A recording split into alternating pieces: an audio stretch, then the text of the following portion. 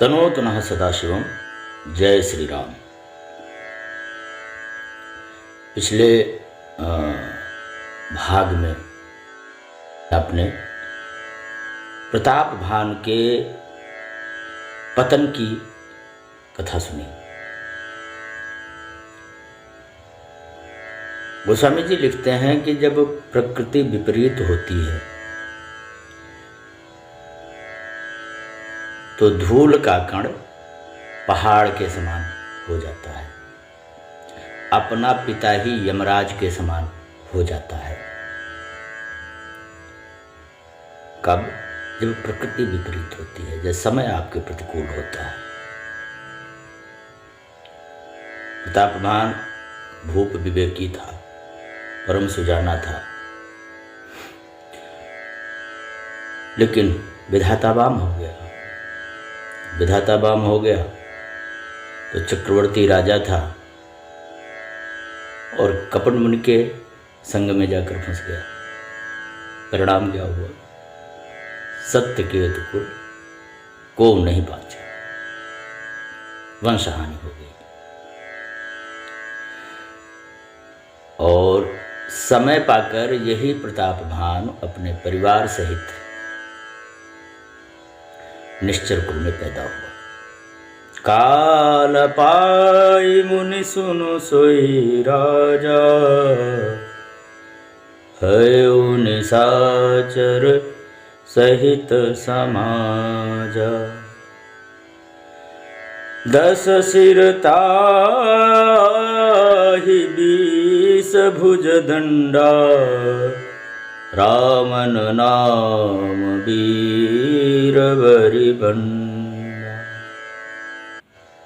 अपर सुतहि हरिमर्दन नामा, भयो सो कुंभकर्ण बलधामा। और जो धर्मरुचि मंत्री था वो विभीषण नाम का रावण का भाई हुआ। रावण, कुंभकर्ण, विभीषण, प्रतापभान, हरिमर्दन और धर्मरुचि। और जो शेष परिवार था, अब चूंकि विप्रों का श्राप तो परिवार तक पे पड़ा, तो वो सारे भी राक्षस कुल में ही पैदा हुए, राक्षस हुए। पत्नी मंदोदरी के रूप में पैदा हुई और उसके जो ज्ञाति वर्ग होंगे वो सभी उसके परिवार में पैदा हुए। रावण पैदा कहाँ हुआ? आचार्य चतुर्सेन शास्त्री कहते हैं रावण ऑस्ट्रेलिया में पैदा हुआ। ऑस्ट्रेलिया में नरिश्चंत का परिवार भारत से विस्थापित कर दिया गया था। वशिष्ठ ने नरिश्चंत का कभी बहिष्कार कर दिया था, तो नरिश्चंत ने जाकर दक्षिणापथ में अपना शरण ली थी और दक्षिणापथ से फिर धीरे धीरे वो ऑस्ट्रेलिया तक बस गए थे। तो जो रावण का जन्म हुआ वो ऑस्ट्रेलिया में हुआ था, ऐसा वो कहते हैं, मुझे पता नहीं, पर तर्कसंगत लगता है। क्योंकि लंका में तो रावण ने विवाह हो जाने के बाद अधिकार किया, तो विवाह हो जाने तक बचपन से लेकर जवानी तक का काल कहीं ना कहीं तो गुजारा ही होगा। और वैसे भारत में भी कई ऐसी जगह हैं जहाँ रावण का जन्म बताया जाता है। खैर, ईश्वर जाने। तीनों भाई पुलत्स्य ऋषि के कुल में उत्पन्न हुए। पुलत्स्य ऋषि का कुल पवित्र था, अमल था, पुनीत था, लेकिन पूर्व जन्म के श्राप के कारण ये जो बच्चे हुए ये अगरूप हुए। चूंकि परिवार अच्छा था, तो परिवार अच्छा होने के नाते बच्चों में जो प्राथमिक संस्कार पड़े वो तो शिक्षा, त्याग, तप, तपस्या जैसी प्रकृति के पड़े। तो रावण ने वेद वेदांगों का अध्ययन किया, कुंभकर्ण ने भी किया, हरिमर्दन विभीषण ने भी किया।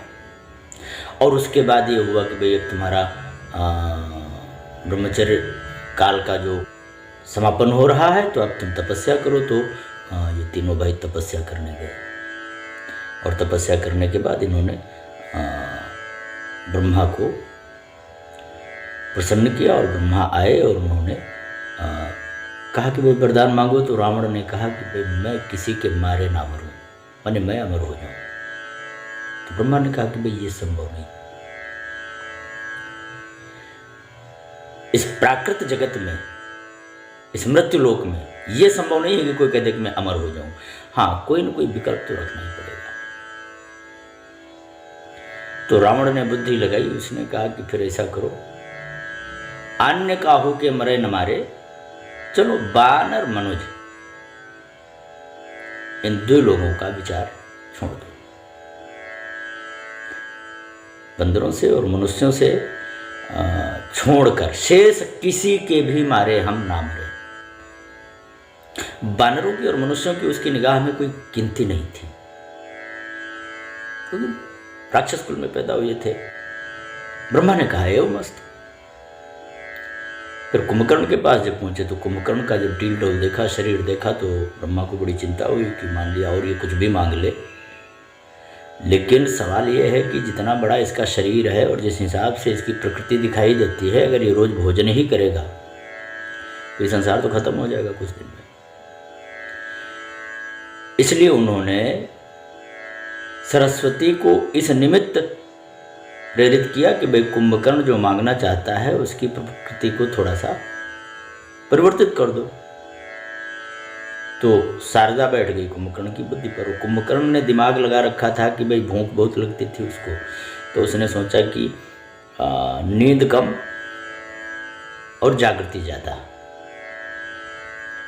लेकिन जब शारदा बैठ गई बुद्धि पर तो कुंभकर्ण की बुद्धि विवेक पलट गया और उसने कहा कि भाई मैं 6 महीने सोऊं, 1 दिन जागूं।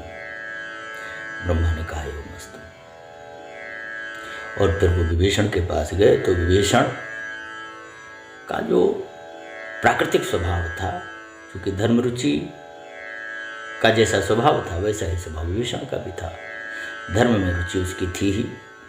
तो उसने कहा कि मुझे कुछ नहीं चाहिए, बस ज्ञान विज्ञान तो हमने ब्रह्मचर्य आश्रम में सारा ले ही लिया है और अब बस एक ही चीज़ मांगते हैं कि कई बार पद प्रतिष्ठा इत्यादि बढ़ने पर व्यक्ति का पतन हो जाता है। तो महाराज ऐसा है कि मुझे ईश्वर के चरणों में अनुराग बना रहे, भगवान के चरणों में अनुराग बना रहे, आस्तिक बुद्धि बनी रहे, बस इतना ही मुझे चाहिए। तो तिन्ह देव ब्रह्म सिधाए और ये सभी तीनों अपने अपने घर आए।